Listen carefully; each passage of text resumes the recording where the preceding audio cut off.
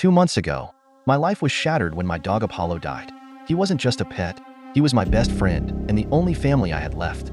My parents had both passed away years earlier, and Apollo became my anchor, helping me through the darkest times of my life. For 12 years, we were inseparable. I gave him everything I could, but life eventually takes what we love most. Finding his lifeless body in the living room was devastating, and burying him in my backyard felt like losing a piece of my soul. After his death, my world became bleak. Life was a heavy, colorless weight, and the only reprieve came from dreams where I was reunited with Apollo and my parents. In these dreams, we played together, and I felt truly happy. But every morning, I woke up to the harsh reality of their absence. Occasionally, I thought I could hear Apollo's bark or the sound of my parents laughing, but it was always just my imagination until it wasn't. One night, about a month after Apollo's death, I woke up at 3:30 a.m. to an eerie sound. A faint chuffing noise coming from the hallway outside my bedroom. My door was closed, but I stayed perfectly still, listening. Moments later, I heard the unmistakable sound of nails tapping against the hardwood floor, accompanied by slow, deliberate shuffling.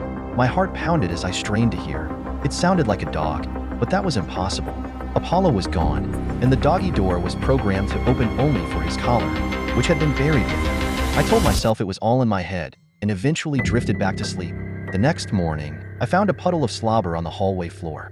My logical mind tried to explain it away. Perhaps a stray animal had somehow gotten inside. But deep down, I knew something wasn't right. That night, the unsettling noises returned, louder and more deliberate.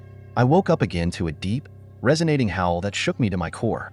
This time, I realized my bedroom door was open, even though I always closed it before bed. Frozen with fear, I lay there, listening as something moved around the living room.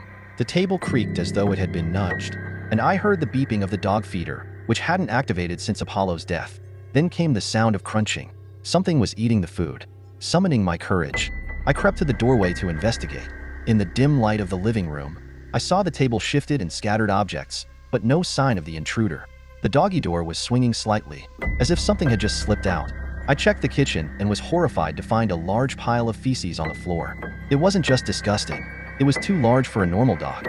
Fear clawed at my mind, but I told myself it had to be a stray dog.